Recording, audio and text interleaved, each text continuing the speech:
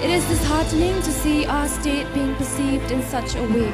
So we, the citizens, should work together with the government to provide incentives and job opportunities to emerge as a more economically developed state, to uplift our people, our society and our state. Thank you. The winner of Miss Meghalaya 2023, and she is Stella!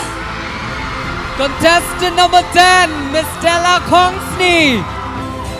Congratulations, Stella, the new Miss Meghalaya 2023!